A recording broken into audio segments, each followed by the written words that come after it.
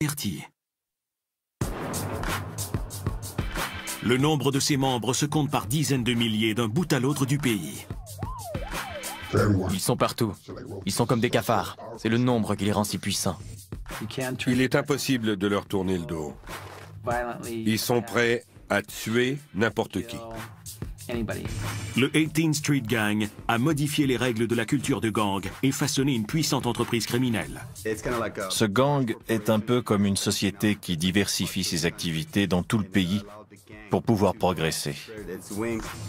Ils occupaient un territoire, ils s'emparaient de différents secteurs de drogue et d'activités criminelles. Et les gens qui refusaient de coopérer se faisaient amocher sérieusement.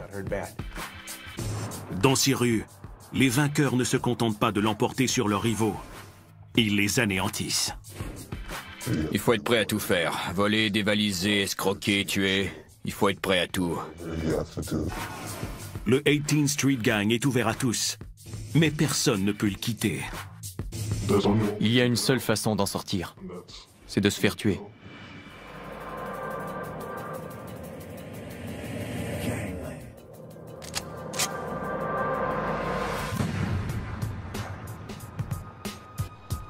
Los Angeles, le 4 septembre 1994. À l'ouest du centre-ville, dans le quartier Westlake, deux tueurs embusqués attendent leur cible. À la faveur de l'obscurité, ils font le guet et préparent leurs armes, des AK-47. C'est une de ces ruelles typiques de Los Angeles. Un passage où il y a à peine assez d'espace pour une voiture. Un des hommes, Juan Termite Romero, est un soldat prometteur dans une clique du 18th Street Gang appelée les Columbia Little Psychos.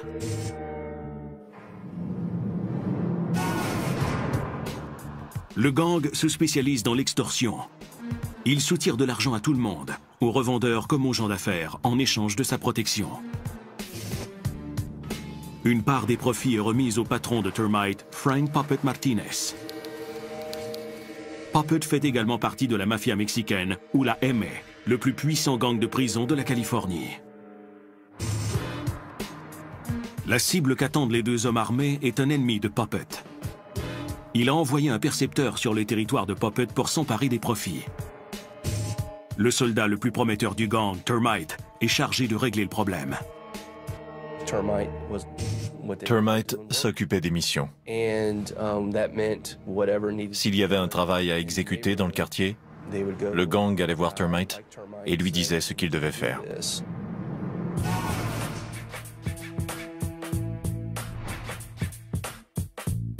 L'audace et la violence impitoyable du 18th Street Gang lui ont permis de s'imposer à Los Angeles. Ce gang, majoritairement composé de latinos, compte environ 20 000 membres. C'est le plus important réseau criminel du comté de Los Angeles. Il est 2 fois plus important que le MS-13 qui arrive bon deuxième. Le 18th Street Gang est le groupe numéro 1 dans le comté de Los Angeles. Il est le plus audacieux et le plus notoire.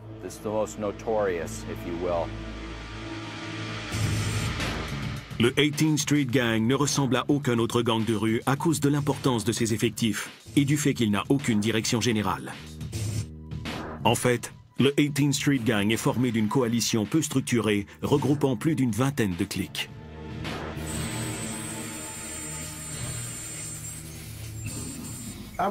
Sa structure rappelle davantage une fédération qu'une hiérarchie. Ces cliques portent des noms tels que Hoover Locos, Chateau Park Locos et Columbia Little Psychos. Les membres du 18th Street Gang s'identifient selon leur quartier. Ils choisissent le nom de leur clique d'après la rue ou le quartier où ils vivent. Chaque groupe fonctionne de façon autonome et chacun est dirigé par un chef de clique.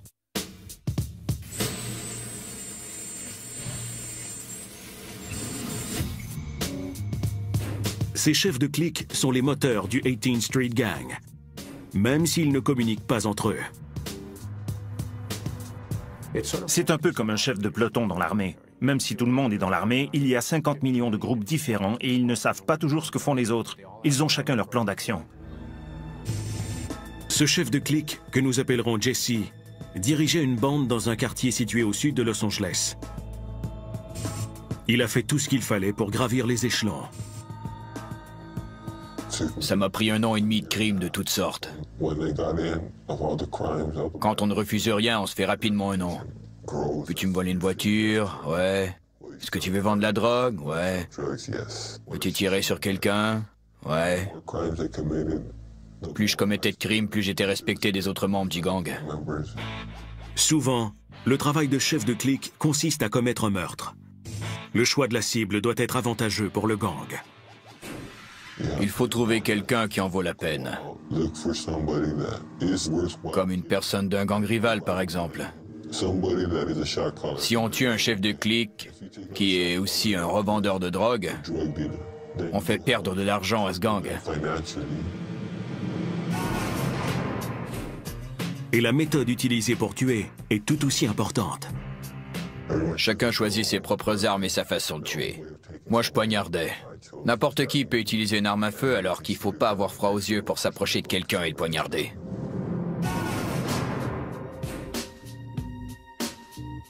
Les cliques qui composent le 18th Street Gang génèrent ensemble plusieurs millions de dollars par année grâce à la vente de fausses cartes d'identité, au vol de voitures, à l'extorsion, ainsi qu'au trafic d'armes et de stupéfiants.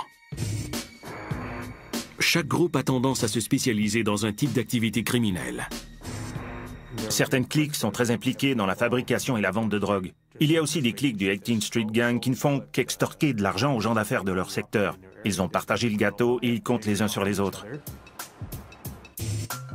Cette mentalité de diviser pour régner a permis au gang de se développer et d'étendre son influence.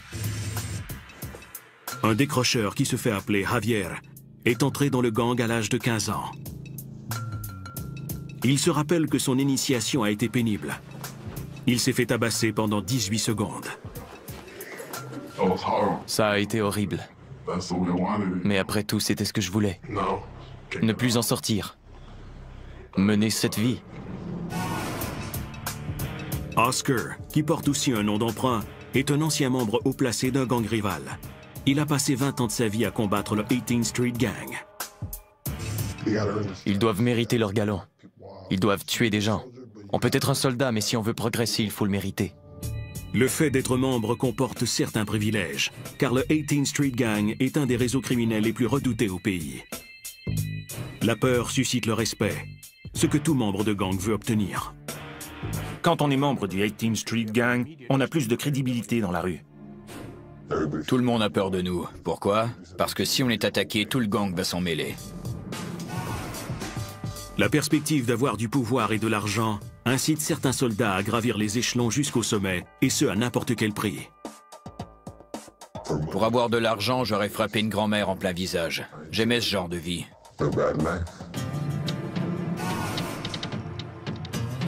Dans ce libre marché basé sur le vice, la cupidité et le meurtre, le 18th Street Gang se propage comme une traînée de poudre. Il s'étend à d'autres villes américaines et attire d'innombrables recrues.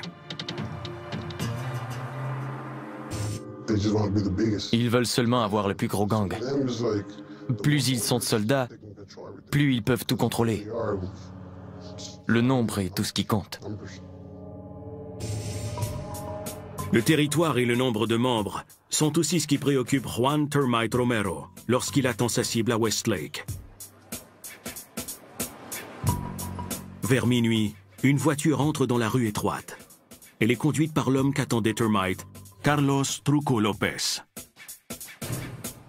Lorsque Truco s'approche lentement de la sortie, Termite et son compagnon, tous deux armés de AK-47, mettent en joue les occupants de la voiture. Quand ils ont vu Truco s'approcher, ils ont ouvert le feu avec leur AK-47. Le message est clair. Ce quartier nous appartient et on le garde.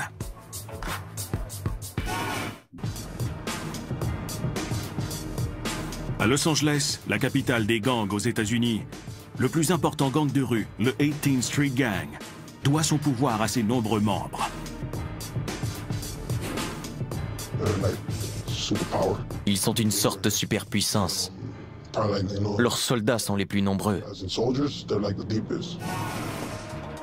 Au cœur du quartier Westlake, dans l'ouest de la ville, Rien ne représente mieux le pouvoir du gang que cette murale en hommage au 18th Street Gang. Cette peinture murale est l'identité du gang. Elle a autant d'importance qu'un tatouage. Aucun autre gang n'a jamais osé la couvrir de graffiti. C'est un signe de respect. La murale porte les noms de certains personnages légendaires du 18th Street Gang, dont Termite Romero. Le message est évident. Ce quartier appartient au 18th Street Gang.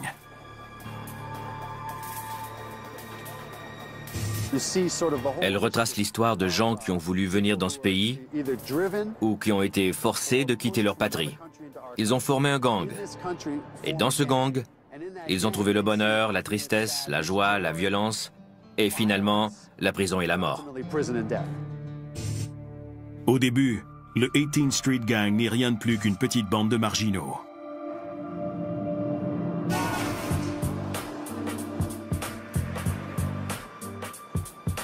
Au milieu des années 1960, des immigrants d'Amérique centrale et d'Amérique du Sud, ainsi que des Noirs et des Coréens, commencent à s'installer dans un secteur situé juste à l'ouest du centre-ville de Los Angeles. Le quartier, appelé Pico Union, est dirigé par un puissant gang exclusivement mexicain appelé Clanton 14 ou C-14. Rejetés par C-14 à cause de leur race, les jeunes qui ne sont pas mexicains forment leur propre gang, le 18th Street Gang, d'après le nom d'une rue située en plein cœur de Pico Union. Ces jeunes fréquentaient une maison de prostitution qu'on appelait chez Sadie. La 18e rue était près de cette maison, à peu près au milieu du quartier où vivaient tous ces jeunes désœuvrés. C'est le début d'une révolution de gang. Le 18th Street Gang accueille tous ceux qui veulent en faire partie. Certains croient que c'est la raison de leur succès. Le gang s'est organisé en tenant compte de toutes ces cultures, de toutes ces ethnies. Et ces éléments lui ont donné l'élan nécessaire pour devenir un gang très important. Ils en ont fait un groupe redoutable. Comparativement à la plupart des autres gangs, leurs critères d'admission sont très souples. Qu'ils puissent parler l'anglais ou non n'a pas d'importance. Pour eux, ce sont des soldats. Avec le temps, le 18th Street Gang devient assez important pour tenir tête à ses rivaux. Ils se sont impliqués dans de nombreuses batailles. Ils ont porté le niveau de violence à un point tel qu'ils ont fini par être connus comme le gang le plus violent de Los Angeles. Au cours des années 1970, le nombre de membres du 18th Street Gang augmente régulièrement. Puis au cours des années 1980, il grimpe en flèche.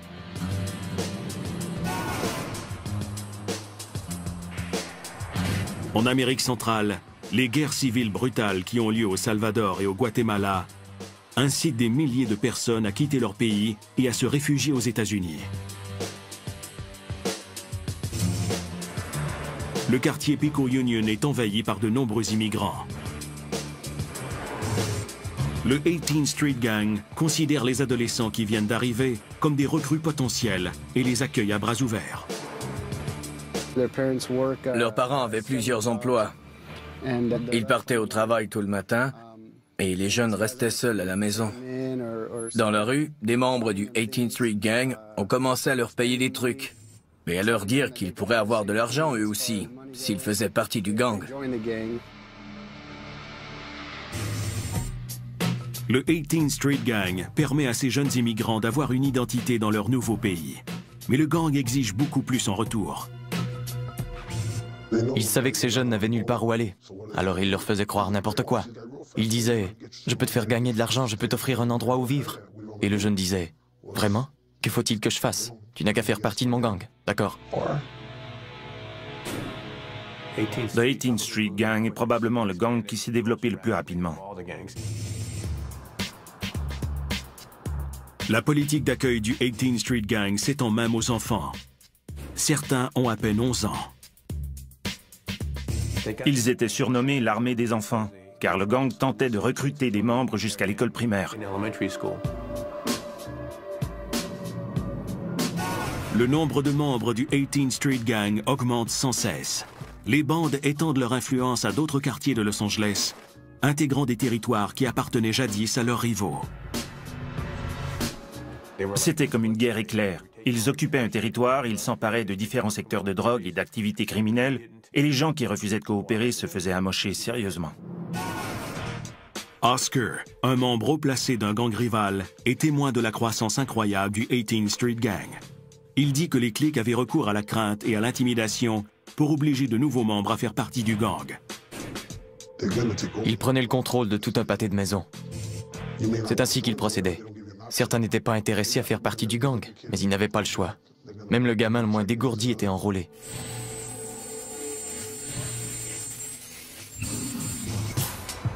En 1990, le 18th Street Gang est un des gangs les plus importants et les plus meurtriers du comté de Los Angeles. C'est avant tout une question de peur et d'intimidation. Ils sont dangereux, surtout parce qu'ils sont très nombreux. Si on habite dans le quartier et qu'on se querelle avec l'un d'eux, on se retrouve avec 100, 200 ou 500 membres du gang sur le dos. Mais l'autonomie des nombreuses cliques du 18th Street Gang ne plaît pas aux plus puissants gangs de prison de la Californie, la mafia mexicaine ou la MA. La mafia mexicaine tentait de contrôler les gangs hispaniques du sud de la Californie. Plusieurs acceptaient de se soumettre parce qu'ils craignaient la mafia. La mafia mexicaine inflige des châtiments violents à ceux qui refusent d'obéir à ses ordres. Quand ces individus se retrouvent en prison, ils savent qu'ils seront attaqués si on en donne le feu vert.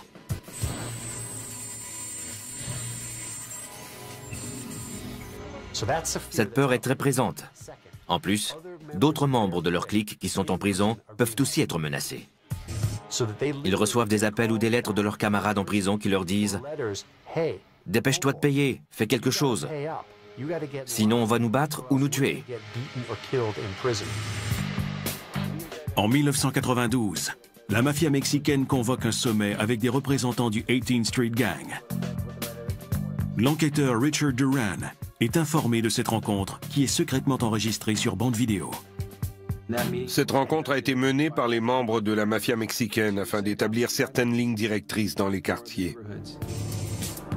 La mafia ordonne à chaque équipe du 18th Street Gang de lui verser désormais des redevances sur les profits réalisés dans la rue. Elle les informe également qu'ils doivent expulser les Noirs de leur rang et abandonner les fusillades au volant d'une voiture. Il s'était produit un incident. L'enfant d'un membre de la mafia mexicaine avait été tué lors d'une fusillade au volant. Cet ordre est venu de la mafia qui a dit « Pour tuer quelqu'un, vous allez devoir vous en approcher ». Les représentants du 18th Street Gang qui assistent au sommet prennent la décision qui s'impose. Ils acceptent les conditions de la mafia mexicaine. Mais en pratique, toutes les cliques ne respectent pas les nouvelles règles. Peu d'entre elles expulsent les Noirs.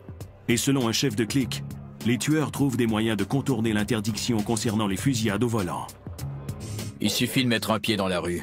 On peut ouvrir la porte et poser un pied dans la rue et ce n'est plus une fusillade au volant d'une voiture. On peut tirer sur tout le monde et repartir. Cette entente apporte cependant un avantage au 18th Street Gang. Il est plus respecté dans la rue. Je peux obtenir tout ce que je veux car ils savent que je n'ai qu'à prendre le téléphone et dire « J'aime pas ce gars-là, il faut faire quelque chose. » Et bang, son cas est réglé. Au milieu des années 1990, le 18th Street Gang s'est tellement développé qu'il s'étend au-delà des limites du comté de Los Angeles. C'est surtout parce que des familles ont déménagé ailleurs. Les gens qui étaient membres du gang à Los Angeles ont continué à l'être dans la ville où ils se sont retrouvés. Le 18th Street Gang se propage partout aux États-Unis, alors que des membres du gang déménagent dans le Midwest, dans le Sud et sur la côte Est. Les tentacules du 18th Street Gang ont atteint certains endroits aussi improbables que Omaha dans le Nebraska, Nashville dans le Tennessee et Baltimore. Des endroits qu'on n'associerait pas normalement à des gangs de rue du comté de Los Angeles.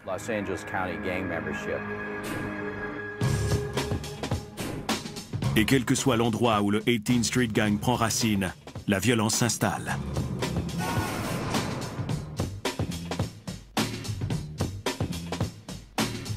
Vadnais Heights, au Minnesota, le 9 avril 2006.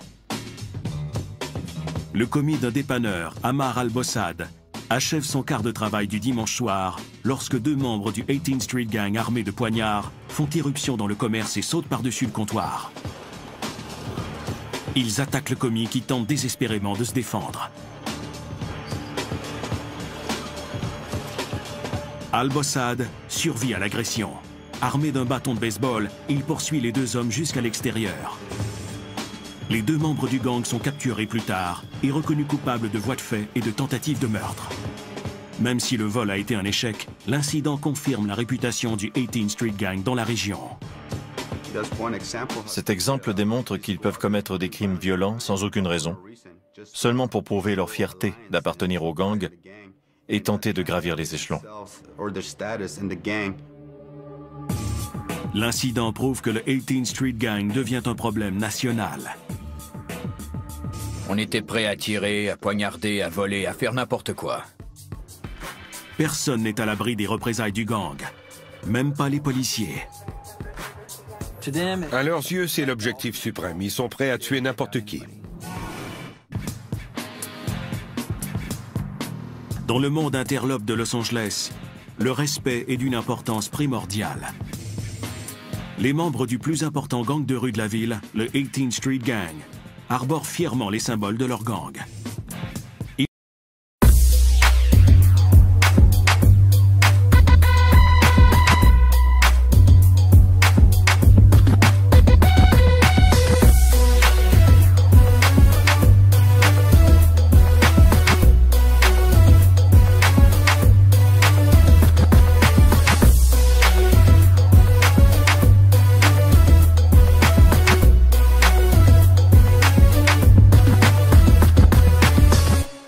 Ils portent le chiffre 18 sur leur chandail et leur tatouage, afin d'annoncer à tout le monde qu'ils détiennent le pouvoir.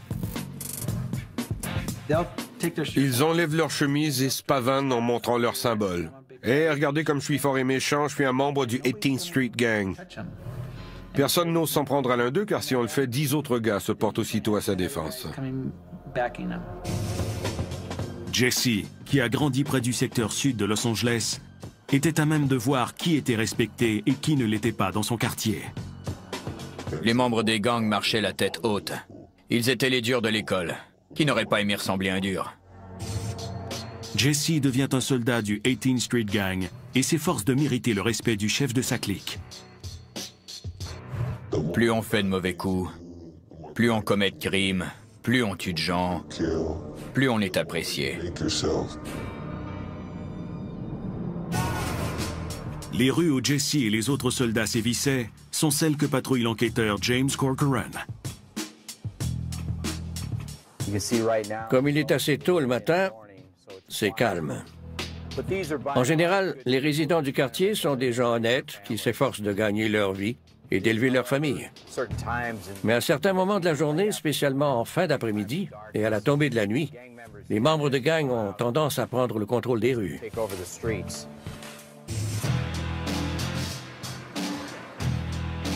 Les graffitis du 18th Street Gang se retrouvent partout. Des variantes du chiffre 18 sont les inscriptions qu'on voit le plus souvent. On peut voir 2 S pour Southside, le chiffre romain 18 ici, puis ST pour Street. Il a déjà été biffé par un gang rival, ce qui peut annoncer des problèmes. On est actuellement à l'arrière du 500 Westlake, qui est une forteresse du 18th Street Gang. Ce secteur est contrôlé par le 18th Street Gang, en l'occurrence la clique CLCS, les Columbia Little Psychos. Comme vous pouvez le voir, il y a un B pour Barrio, une flèche pointée vers le bas pour revendiquer le quartier et aussi un 18. Les policiers ne connaissent que trop bien les moyens que les membres du 18th Street Gang sont prêts à utiliser pour se faire un nom et être respectés.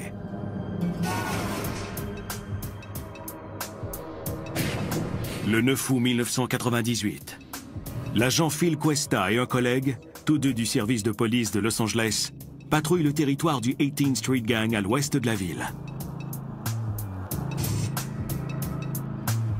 Ils vérifient une information concernant une soirée organisée par le gang. Ils immobilisent leur véhicule à proximité de l'endroit qui les intéresse et commencent à surveiller les lieux. Occupés à surveiller la maison, il ne remarque pas qu'un homme s'approche derrière la voiture de patrouille. Catarino González, âgé de 20 ans et membre du 18th Street Gang, pointe son Glock 9 mm vers les policiers et fait feu. À plusieurs reprises. Phil a embrayé, il a commencé à s'éloigner. Il a reçu une balle derrière la tête. Et il est mort. Le collègue de Phil Cuesta n'est pas blessé. González est arrêté plus tard et reconnu coupable de meurtre, mais n'expliquera jamais les raisons de son geste. On croit que González avait déjà été arrêté par Cuesta et son collègue, et que c'était sa façon de riposter. González devient un héros pour les autres membres de son gang. Ils lui rendent hommage tout en profitant de l'occasion pour narguer les policiers. 2 ans plus tard, à l'approche de l'anniversaire de la mort de Phil Cuesta, le 18th Street Gang a fait toutes sortes de graffitis pour montrer son mépris envers le service de police de Los Angeles. Pour eux, tuer un policier est l'objectif suprême.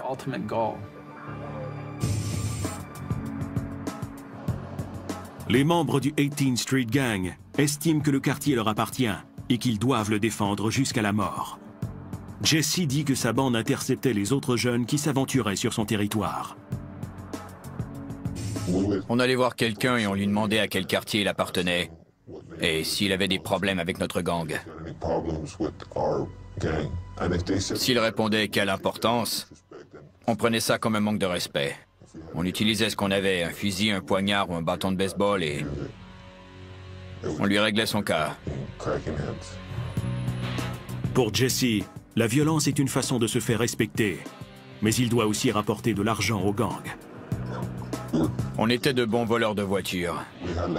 On avait 6 commandes par soir. Certains gangs sont réputés pour le commerce de la drogue, alors que nous, on gagnait de l'argent en volant des voitures. On dépensait ensuite cet argent en achetant des armes, la drogue, tout ce qu'on voulait. Jesse ne perd jamais de vue son objectif, qui est de s'élever au premier rang de sa bande. À 20 ans, il devient chef de clique. J'avais 4 voitures et je ne travaillais pas. Quand mes enfants voulaient quelque chose, j'entrais dans un magasin et j'en ressortais avec un chariot rempli de jouets. J'aimais avoir de l'argent. Mais qui n'aime pas avoir de l'argent?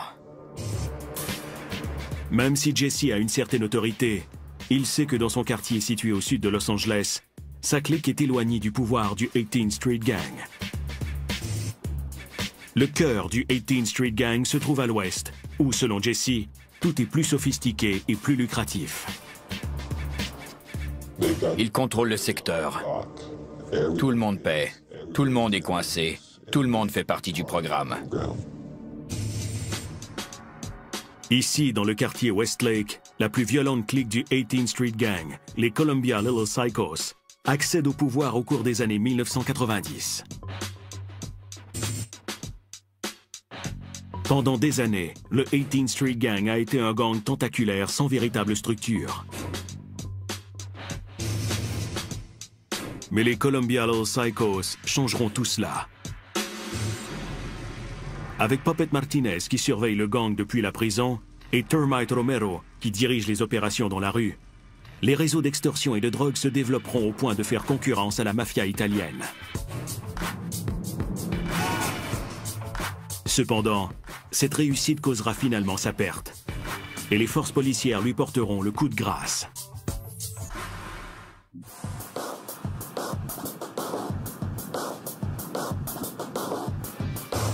Au milieu des années 1990, le 18th Street Gang est devenu un vaste réseau criminel, plus puissant que tous ses rivaux de Los Angeles. Avec plus d'une vingtaine de cliques regroupées sous son autorité, cette coalition peu structurée contrôle en bonne partie le territoire de la drogue dans le comté de Los Angeles. Ils font tout ce qui peut leur rapporter de l'argent. Ils sont présents partout où il est possible d'obtenir de l'argent de façon illégale. Cependant, le gang n'a aucune direction générale. 2 membres en sont conscients et décident de porter le 18th Street Gang à un autre niveau.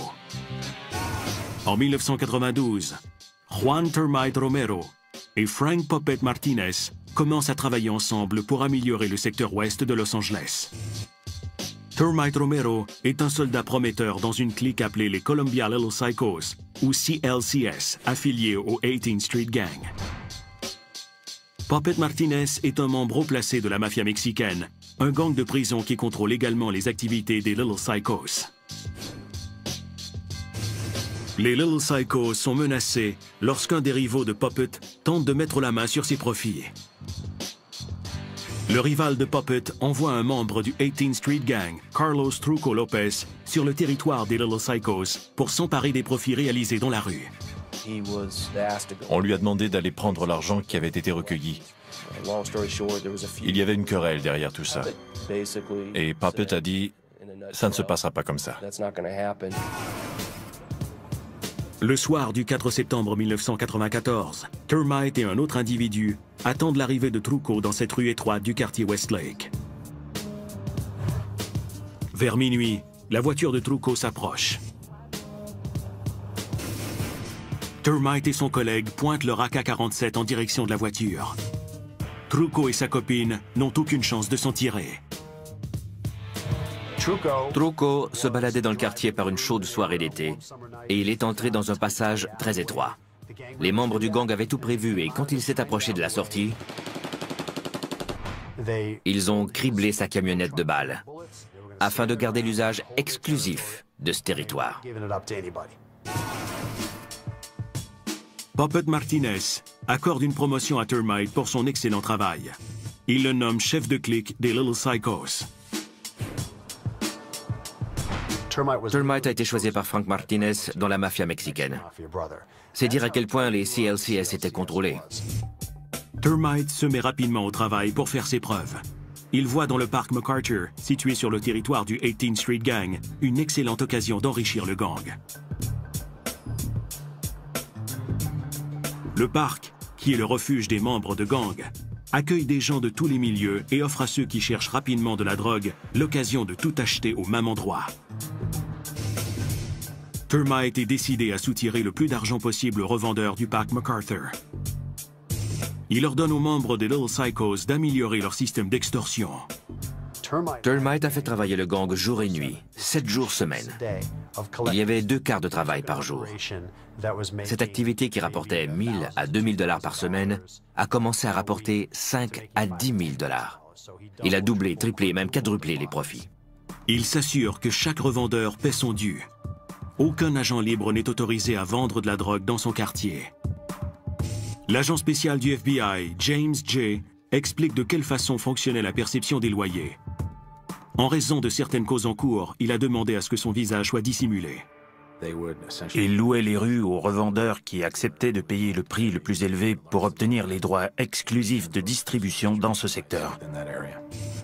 Certaines rues étaient louées entre 10 000 et 12 000 $ par semaine.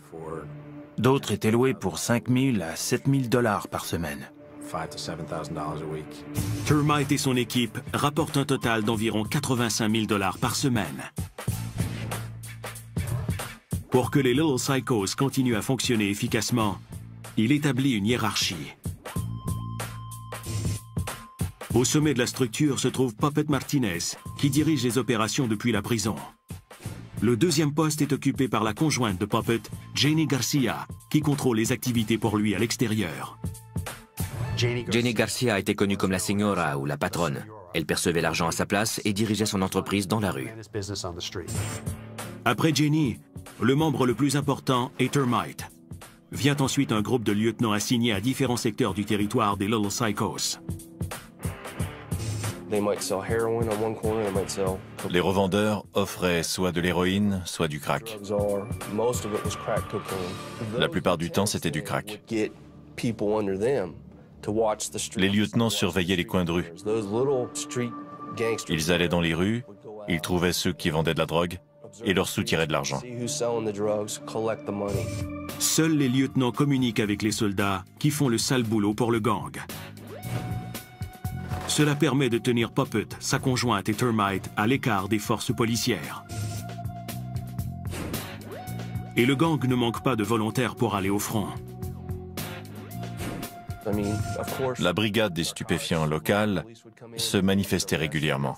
Elle arrêtait 3, 4 ou 5 vendeurs de rue, mais le lendemain soir, il y en avait 4 autres pour les remplacer. En 1995, les Little Psychos se sont transformés en une entreprise criminelle sophistiquée. C'est une progression remarquable pour n'importe quelle clique du 18th Street Gang et un modèle à suivre pour les autres. Ils formaient une des cliques les plus importantes, les mieux organisées et les plus violentes du 18th Street Gang. Ils étaient responsables de nombreux actes de violence dans le quartier Westlake de Los Angeles. Mais leur succès attire sur eux une attention non désirée. Les autorités fédérales commencent à s'intéresser à Termite et à la clique du 18th Street Gang. On entendait parler des Columbia Little Psychos, de l'argent qu'il amassait et de la hiérarchie qui avait été établie. Termite a été trop efficace. Ces initiatives permettent au FBI de préparer peu à peu un dossier de criminalité organisée contre le gang.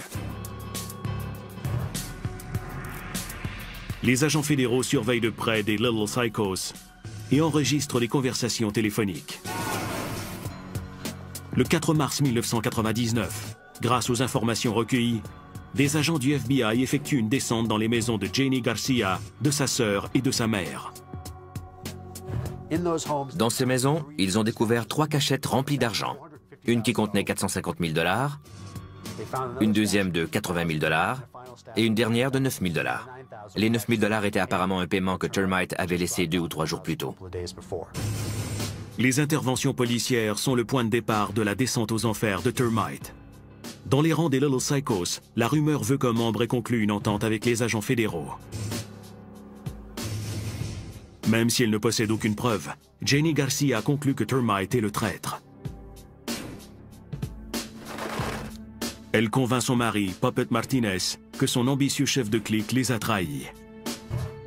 De la prison, Puppet envoie un message qui dit simplement « Exterminer sera ». Le 1er novembre 1999. À son bureau, Termite Romero attend la livraison hebdomadaire de l'un de ses percepteurs de loyer. Il retourne ensuite à sa voiture. Soudain, plusieurs membres du 18th Street Gang apparaissent et font feu sur lui. Termite les a vus venir. Ils ont criblé sa voiture de balles et ils ont tiré à plusieurs reprises sur Romero et son chauffeur.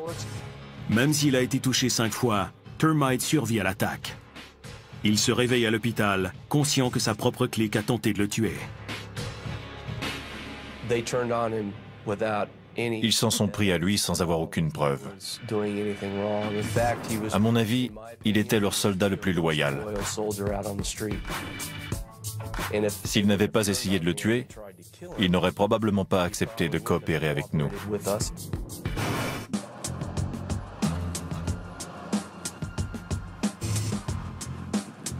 Novembre 1999.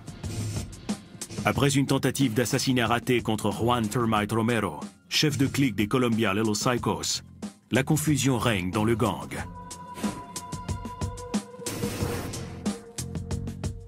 Les Little Psychos sont une entreprise criminelle sophistiquée qui rapporte des millions de dollars. Mais lorsque le gang s'est retrouvé dans la mire du FBI, les membres ont commencé à craindre qu'il y ait un traître parmi eux. Frank Puppet Martinez, un membre de la mafia mexicaine qui a aidé à diriger la clique du 18th Street Gang, a donné le feu vert pour l'exécution du chef de clique, Termite Romero.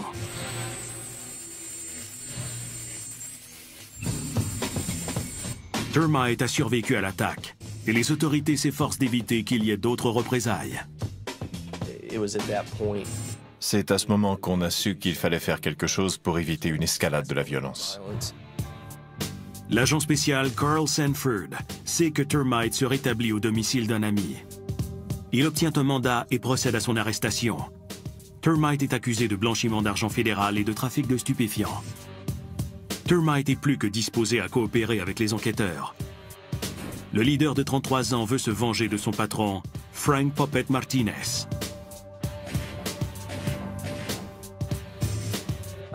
Il était blessé. Il avait été loyal à Frank. Il avait été un bon soldat pour Frank, mais parce qu'on avait décidé à tort qu'il était un traître, il a décidé de coopérer avec nous. Lorsque le FBI a arrêté Termite en décembre 1999, il était épuisé et stressé, comme n'importe quel autre gestionnaire d'une entreprise américaine rentable. Il avait donné le meilleur de lui-même et l'organisation avait tenté de le tuer. Termite fournit aux autorités assez d'informations pour causer la perte des Little Psychos et de ses dirigeants. Grâce à son témoignage et aux autres preuves recueillies par le FBI, le gouvernement inculpe 26 membres du 18th Street Gang et de la mafia mexicaine sous des accusations allant de l'extorsion au rackettierisme et au meurtre. Il était crucial d'avoir quelqu'un qui connaissait le gang de l'intérieur. Non seulement quelqu'un de l'intérieur, mais un chef qui traitait à la fois avec des supérieurs et des subordonnés. Sa coopération a été inestimable. Finalement, 24 des 26 accusés sont condamnés. Plusieurs sont d'anciens membres de la clique de Termite. 2 d'entre eux sont toujours en fuite. Le juge a décidé que Termite méritait une sentence réduite. S'il a une bonne conduite en prison, il pourrait éventuellement être libéré.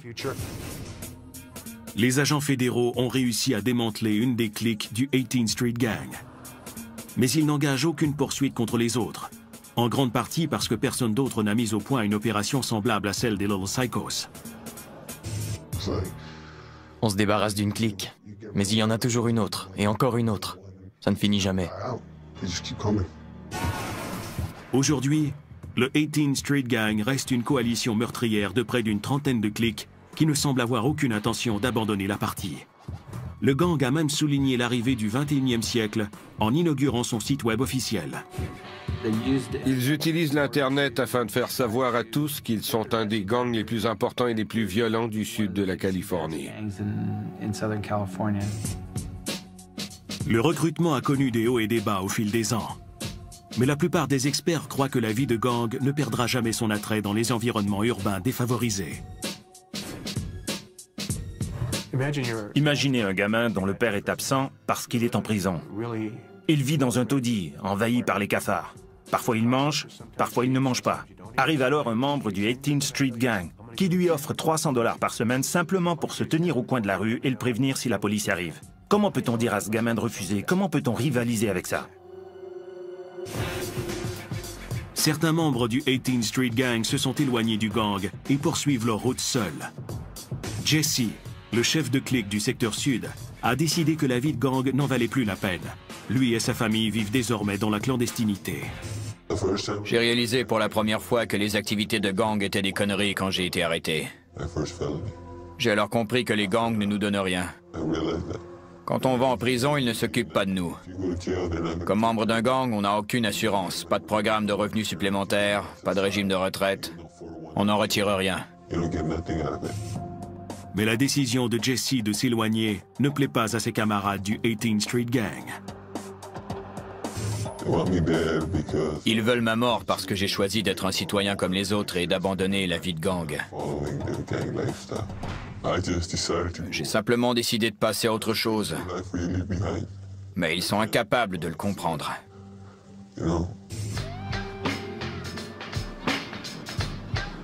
Jesse est aussi déterminé à se battre pour conserver sa nouvelle vie qu'il l'était lorsqu'il faisait partie du 18th Street Gang.